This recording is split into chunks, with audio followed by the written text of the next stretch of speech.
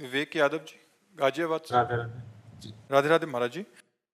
महाराज जी, परीक्षा में कुछ असफलताओं के बाद मन व्यथित रहता है। एक तरफ लगता है कि मैं कहीं अपने साथियों से पीछे छूटता जा रहा हूं, दूसरी तरफ लगता है अगर सफल नहीं हुआ तो मेरा क्या होगा। महाराज जी, ऐसे में महाराज जी मेरा मार्गदर्शन करें कि हाँ मैं बिल्कुल, कैसे। ये नई अवस्था में ये सोच तो होती है।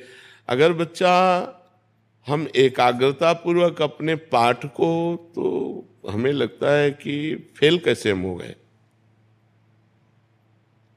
आपके ग्रंथ इतने बड़े बड़े नहीं, हमारे ग्रंथ इतने मोटे मोटे हैं। स्वाध्याय हर चीज का 10 साल पहले पढ़ा होगा, अगर वो बात पूछोगे तो अभी 10 मिनट में पूरी उसकी व्याख्या करके बता देंगे। अगर आप प्रयासरत हो, प्रयत्नरत हो, तो अपने विषय में असफल कैसे हो जाते हो। या तो आप ब्रह्मचर्यहीन हो रहे हो, इधर उधर प्रपंच कर रहे हो, अपनी पढ़ाई से विमुख आचरण कर रहे हो, मनोरंजन कर रहे हो। नहीं तो बच्चा, अपने चैप्टर को हमें 1 साल दिया जाता है, 1 वर्ष दिया जाता है अपने चैप्टर को कंठस्थ करने के लिए, पुष्ट करने के लिए। कितनी पढ़ाई होगी। बिल्कुल, मतलब जिस विषय में लगो उस विषय में एकदम। तो हम कह रहे हैं तुम्हारा जो चैप्टर है हम उसे कंठस्थ कर सकते हैं। तो हम इतने कमजोर क्यों हैं कि हम फेल हो जाते हैं। अगर ये हो कि भाई टीचर कोई पक्षपात करता है तो बात अलग है, नहीं तो हम फेल क्यों हो जाते हैं। कहीं ना कहीं हम गलत हैं, हम अपनी गलती को सुधारें। और असफलता मिलना सफलता का एक प्रतीक है कि हमें और जोश आना चाहिए। आप जीवन में कभी असफल नहीं होंगे।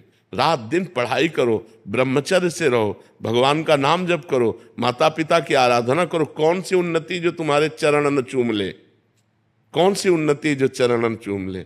इसलिए हमें तो लगता है कि हम अपने धर्म ग्रंथों को ऐसे याद किए हैं जैसे काका गागा नहीं याद किया जाता, ऐसे याद। उठते बैठते चलते फिरते जो पद है, पूरी 84 जी, पूरा सुधा निधि जी, पूरी सेवकवाणी, पूरी स्फुटवाणी, उसे जिस विषय में लगे तो अपने विषय में लगे, जिस विषय में लगे तो एकदम लगे। तो आप फेल कैसे हो गए। अपने विषय का ज्ञान आपको क्यों नहीं है। ऐसा तो कोई चैप्टर प्रश्न दिया नहीं जाता जो क्लास का ना हो।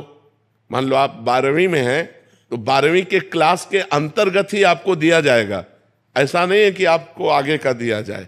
आप जितनी क्लास में पहुंचते जाएंगे योग्यता, उतना ही आपको प्रश्न दिया जाएगा। तो हमको अपने चैप्टर को घुस करके घुन की तरह लगना चाहिए। जैसे गेहूं में घुन लग जाता है ना, पूरा खोखला कर देता है, ऐसे में अपने चैप्टर में लग करके पूरे चैप्टर को अपने माइंड पे बैठा लेना चाहिए। हमारा माइंड बहुत विस्तार से है, अनंत जन्मों के संस्कार भरे हुए हैं। छोटी सी चिप में मन की अनंत जन्मों के, तो ये सब पूरा आपको भर लेना चाहिए। कहीं ना कहीं आप प्रमाद कर रहे हैं, कहीं ना कहीं आप त्रुटि कर रहे हैं, उसको संभालिए। नहीं तो ये निराशा ऐसी बढ़ जाएगी कि जीना मुश्किल हो जाएगा। बच्चे, अभी बच्चे हैं ना, अब जैसे देखा कि जैसे इन्होंने कहा हमारे दोस्त सफल हो रहे हैं, तो दोस्तों के सामने नीचा, घर परिवार में जाने पर कि यार हमने यार इतने रुपए लगाए और तुम फेल हो गए, यार ठीक नहीं है। अब वो अंदर से इतना घुट जाता है कि उसे एक रास्ता दिखाई देता है। ऐसे कोटा में बहुत से बच्चे जो करते हैं, उसका कारण है कि उनको एक रास्ता नजर आता है कि अब मित्रों में कैसे जाऊं और घर के परिवार वालों को कैसे मुंह दिखाऊं। हर जगह ये आता है कि फेल फेल फेल, तो इससे अच्छा है कि हम कर लेते।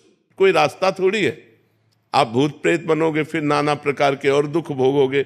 हमें चाहिए कि हम अपनी गलतियों का सुधार करें। मोबाइल में रील देखने में समय बर्बाद ना करें, गेम देखने में बर्बाद ना करें, गर्लफ्रेंड बॉयफ्रेंड वाली झंझट में ना पड़े, इस प्रपंच में ना फंसे। अगर आप सही से चलो और ब्रह्मचर्य धारण करो तो ब्रह्मचर्य में इतनी सामर्थ्य है कि सब कुछ याद हो सकता है। बच्चा सब कुछ याद हो सकता है। तो आप निराश मत हो, संयम में चलो और आगे उन्नति को प्राप्त हो। ऐसा नहीं कि बराबर अवनति हार ही हाथ लगेगी, ऐसा नहीं है। आप प्रयासरत रहो। ठीक है।